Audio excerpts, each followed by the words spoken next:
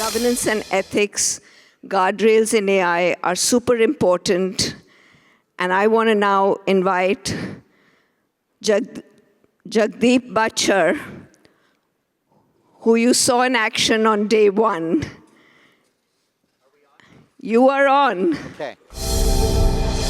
We're gonna talk about AI here, but I thought that to make it a little bit more human, I got you some of my favorite cookies. Wow. Both of you, a box. Oh, wow.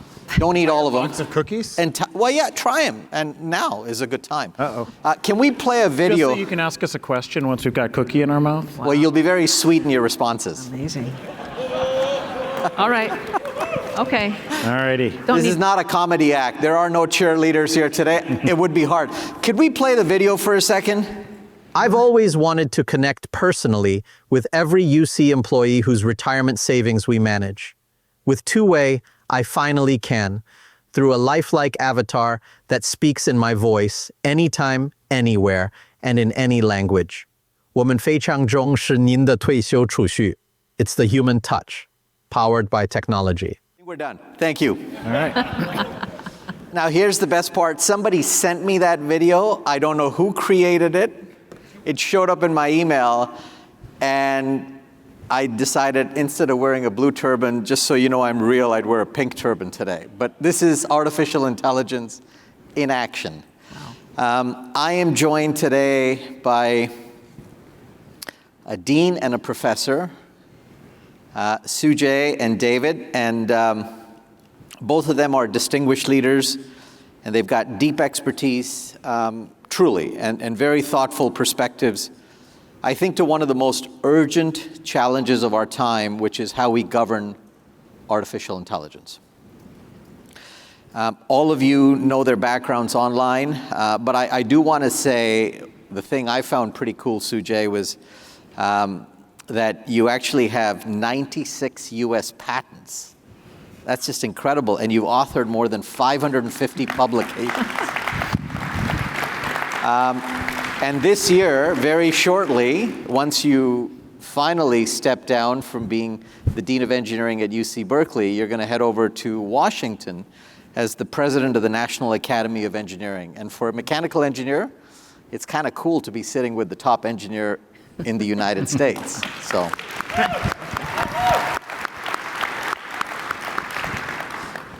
David, oh, by the way, also, you served on the board of Intel. The CEO of Intel, Bhutan, was talking about you earlier, and also the fact that I think you've just stepped down from the board of Intel as well, because you can't have all these, well, you've got a full-time job in Washington. We know how busy that's going to be.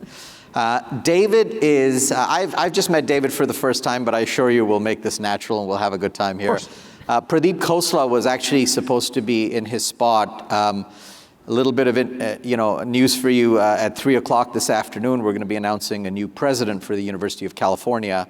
And Pradeep, who's the chancellor at San Diego, is actually meeting with the nominee at 10 o'clock this morning, and hence he had to step out, and I'm doing that at 10:45 this morning. So this worked out perfectly that I could still do this. But you graciously flew in this morning from San Diego, and it's actually even cooler, and I'm going to say this publicly, to have you versus Pradeep, because you're more of a practitioner in this space. You're a philosopher by background, you're a policy expert, but you're also part of this new computing school at UC San Diego. And so I'm looking forward to both of your remarks and your thoughts around the issues of governance of AI. So right now, AI is definitely still in its infancy. We know that. It's very early days. Yet at the same time, it's transforming industries, economies, even our personal relationships, as you just saw in that little video.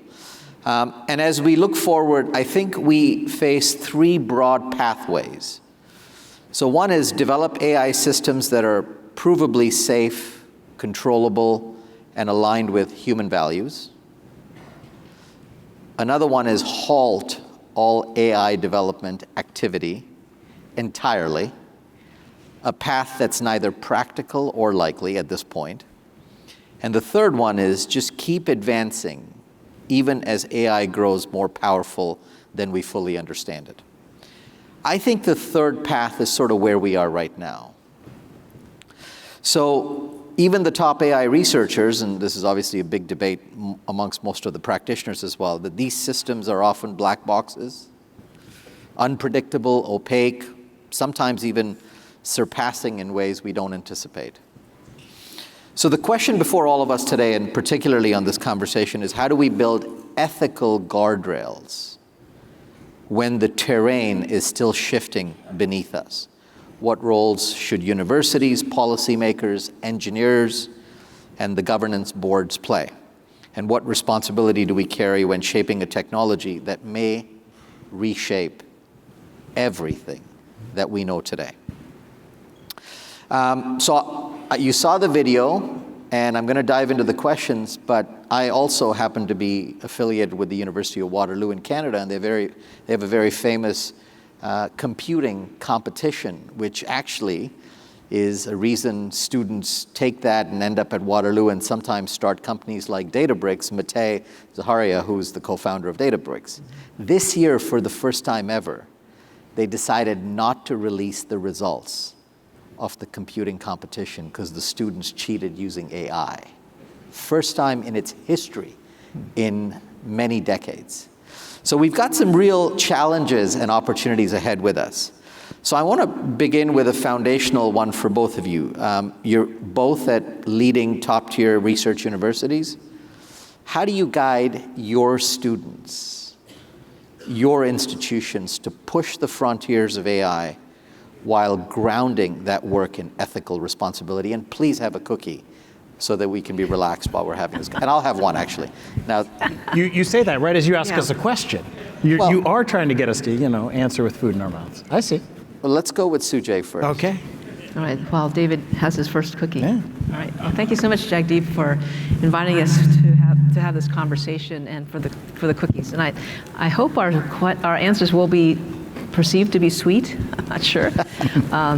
All right, so I'd just like to say I'm a dean of the College of Engineering at UC Berkeley, and of course our faculty are advancing the frontiers of AI, both on the hardware side and the software side. So in engineering education, we've always had our students learn about the importance of ethics. So I'm just going to read, one of the standard requirements for engineering students before they graduate is to have an ability to recognize ethical and professional responsibilities in engineering situations and to make informed judgments, which must consider the impact of their engineering solutions in global, economic, environmental, and societal contexts. Now, that being said, you notice this is about engineering situations. AI, I think, is so much more powerful than any new engineering technology to date. The principles that we have to take into account not only include privacy and security, reliability and safety, which is what engineering solutions usually guarantee, but now we have to also consider the guiding principles of accountability to make sure that the AI systems are doing what they're intended to do, because now people are using AI systems for things that they were never designed to do. Also, as Jagdeep alluded to, transparency and explainability. A lot of these AI systems, people can't explain how they arrived at their decisions or their recommendations. Of course, there's now fairness and non-discrimination that should also be guiding principles for developing AI solutions. And in the past, like for engineering, like when we design rules for building transportation systems or building structures, we never had to worry about fairness and non-discrimination. Human control is something we would like to maintain. The decisions ultimately need to have a human in the loop. And finally, how do we make sure that AI systems promote human values? So these are new dimensions of AI systems that are going to be designed and built by engineers that we haven't had to consider for previous engineering solutions. So I do think we need to evolve the ethics portion of engineering education to make sure that future engineering innovators and leaders are going to ensure that AI is going to be good for humans and humanity. Awesome. So there's work ahead for us to do. Awesome. And David, you straddle multiple disciplines, data science, philosophy, public policy. What role should universities play? Or how are you thinking about this at the School of Computing in terms of shaping these new societal norms for AI? Yeah, I mean, I think that universities play an enormous role in shaping societal norms, as you said, both because we're pushing the frontiers of knowledge, but we're also training the next generation. And so at least part of the hope is of things like ethics components of engineering education, not a requirement in data science or computer science, interestingly, is that the next generation doesn't make the mistakes that, at least my generation, I won't presume the ages of anyone else up here, that our generation made. And so how do we get people to recognize the ways in which AI is transforming our relationships with one another, the ways in which AI does create new opportunities, but thereby also new risks and challenges. So I think the roles that universities can play is by showing how to do it better. I deliberately am not saying how to do it right, because there's rarely one right way to do things. Right. But how do we do things better? One of the things that I always try to impress upon my students is they're already making ethical decisions. When they're building a data science model, when they're doing AI, they're already having to make ethical choices and ethical decisions. They just don't realize that's what they're doing. So when they decide this is a problem worth solving, when they say success is having equal, I don't know, take a really simple thing. You've got an ROC curve. Where do you land on there? That's an ethical choice. If I'm building a self-driving car, do I want it to always obey the law, or do I want it to minimize the chance of an accident? Those are going to come into conflict, and I have to decide which one I want to do. So all of these choices that look technical actually have an ethical dimension to them. And I think that's how we can help to set societal norms or improve societal norms, is by showing that you don't have to just rush to market. That taking, 5 more minutes to think about whether it's the right thing to do, or are we sure that this is the right thing? Those little breaks, those little moments of thinking about what we're doing can make an enormous positive difference on the ethical side, and won't make any real, they won't slow things down on the technical side. So look, I'm going to go off script here for a second, because you've just got me thinking. Cheating on a computing test. A student is not making a conscious ethical decision to cheat. It's a bad thing. We all know that. Our mothers teach us that. What are you most scared of? I mean, you graduate 4,000 engineering students a year. Essays, college applications. I mean, these are real things, right? And whether we become active users in a way or not, the next generation are absolutely going to be living in this world. And if they're starting out making a choice to cheat, how is that ethical? And how is that embedded in their decision making? Now, this was kind of fun. I thought, let me go off script here for a second. But what do you do to really drive the intentionality of these ethical guardrails in these systems that are being developed? Is it a course? Is it philosophical approach? I mean, how do you do this? So I think that it's... I'm going to have a cookie now.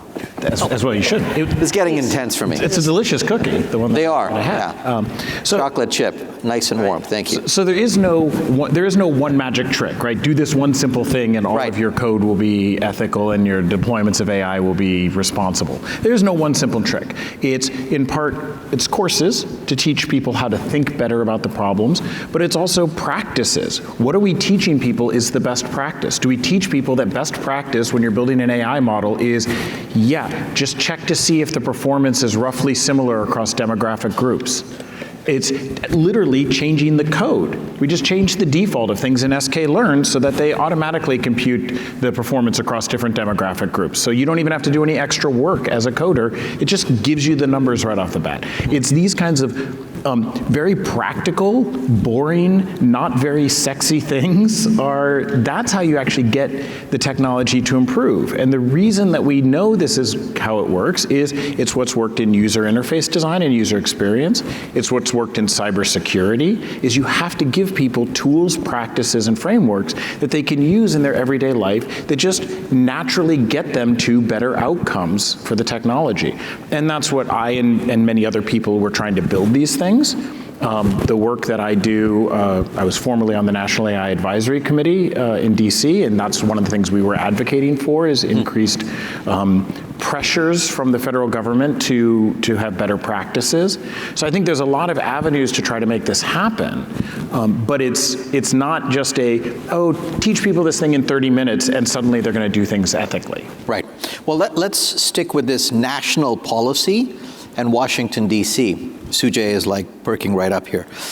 You're going to go shape national engineering priorities in the United States at probably one of the most interesting times in history.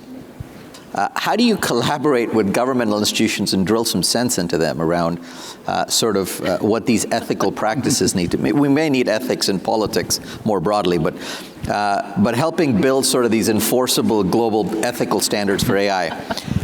Yeah, if you want to clap, you can clap on that. I'm as tired as you are in terms of ethical practices in the United States, but... Well, that's a pretty loaded question.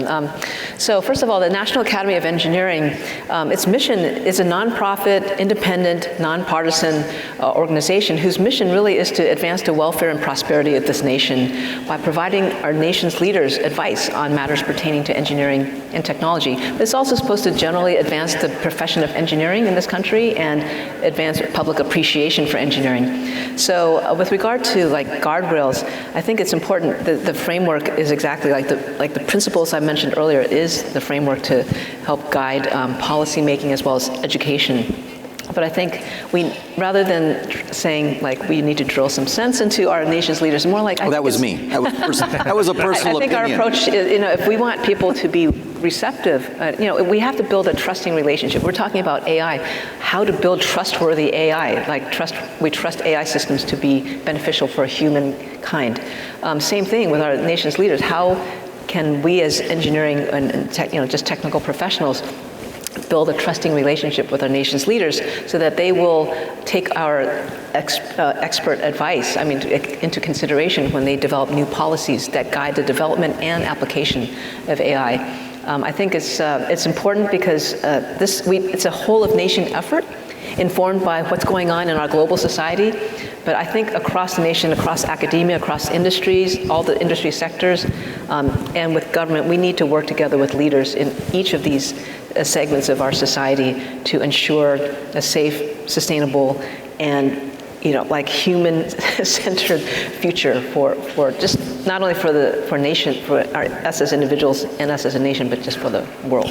What are you most excited about, Tsu-Jae, when it comes to AI, and what are you most scared about? And the same question for you, David. Well, I think we can't, just like in the old days when people could not foresee what impact the PC, the personal computer had, the impact that the internet had, social media. I think AI, it's hard for us to imagine what applications AI can take on, and it's certainly going to have a transformative impact on every single aspect of life in modern society.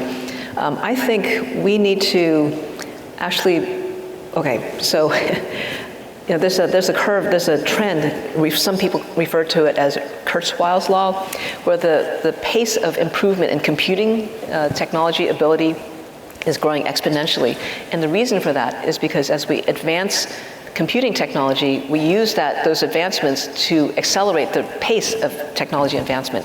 So same thing so if you look at that Kurzweil's law chart, at some point in the not too distant future, computing systems will surpass the ability of the human brain, at least for some cognitive functions. And so I think we need to start thinking about using AI as some of my faculty call it an intelligent assistant, right? Rather than AI, it's IA. because we really want it to assist humans. So we're going to need to rely, I'm sure, on AI to make sure that AI is actually safe and good for humans. That's what I think is going to be needed. Because humans, we will not be able to, I mean, AI is going to surpass us in the cognitive or computational ability, so we have to plan on using AI to monitor the use and development of AI in the future. That's pretty cool. Intelligent assistant versus artificial intelligence. Awesome. David. I mean, what excites me the most is the possibility that AI, or the likelihood that AI is going to empower people to really pursue what matters the most to them, rather than being stuck doing drudgery, or being able to have the things that are a distraction from what really matters to us. The ways in which AI can really empower us to focus on those things is what really excites me. What terrifies me is the way that AI is going to empower people to pursue things that might be damaging to others, that might be creating dissension, that is trying to create conflict, that is trying to dominate others in problematic ways. And so, that's the challenge of AI. It can be used for incredible good, but also for, I think, incredible wrong. And how do we find ways to steer it towards the good? And what that really means is steering the people. And as we all know, we are deeply flawed in lots of ways. And so AI is just going to accelerate that and reveal, I think, more about who we are as people. So David, just let's continue on this for a second. How do you navigate this tension between academic freedom and ethical responsibility in AI development? So these are all loaded questions because none of us have the answers to them. Right. I was going to say you're saving the easy ones for the end. Academic freedom. Nice thing is we only have a minute left. Good. So it's good. Academic freedom is about the freedom to pursue questions. It's not about the freedom to make up whatever answer you want. The world gets a say. You have to be able to defend your answer. You have to be able to defend that it's a good one, or an appropriate one, or a right one. And so I think that actually academic freedom is crucial for ethical governance, because it's what provides both the possibility of exploring new technologies, but in a context where if I think that one of my colleagues has done something unethical, I'm allowed to challenge them. I can't stop them, right? I can't get them fired for it, but I can challenge them on it. I can try and push or work with them to help them do it better.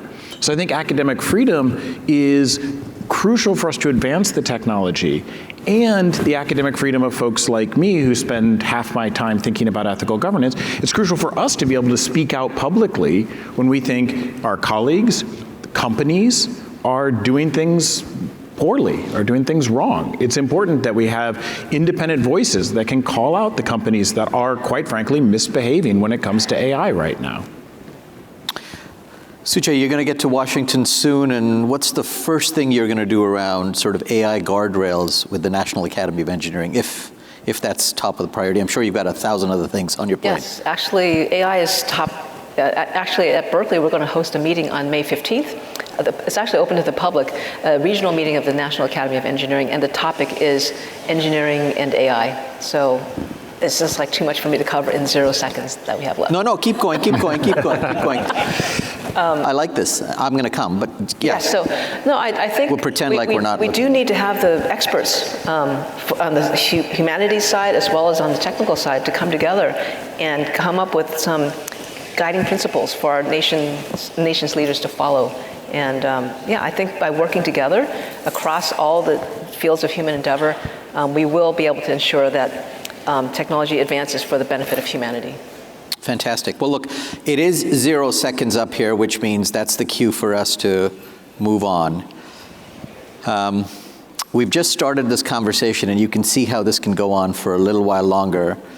The thing I want to share with all of you is this is a conversation that my 17-year-old daughter and 11-year-old son and I and my wife have at dinner almost every other night, because I'm encouraging them My boy obviously is like, yeah, we should do this AI thing. It's kind of cool. My daughter's like, no way. She's more into political science and philosophy and things of that nature. So this conversation is hopefully something that gets you all thinking about continuing these discussions in your living rooms and on your dinner table, because these are the balancing acts that are crucial to have a better and a safer future as we build artificial intelligence into the most promising and the next frontier of the technological landscape. Having said that, we're all going to have to dash after this, including myself, and I know some of you would like to stop us and have a conversation. I'm going to give you my email address. It's Jagdeep, Jagdeep @ucop.edu. I'd love to hear from all of you around your thoughts and conversations and any feedback you have on this panel, and I might be able to share it with my panelists here. But keep this conversation going, and I do want you to know I did not use ChatGPT to come up with my questions. I actually have two fabulous AI agents, Wendy Pulling and Diane Klein. They have prepared me in getting ready for this panel today. And you're not the only ones who get cookies. I actually have chocolates for Wendy and Diane. Wow. So thank you very much. And hopefully this got you thinking about conversations. And to my panelists, thank you for making the trip. And I appreciate the starting of a discussion here that hopefully will go on for the next year. Thanks so much, Jagdeep. Take care. Thank you. Thanks so much. The cookies are yours. Thank you. Wendy?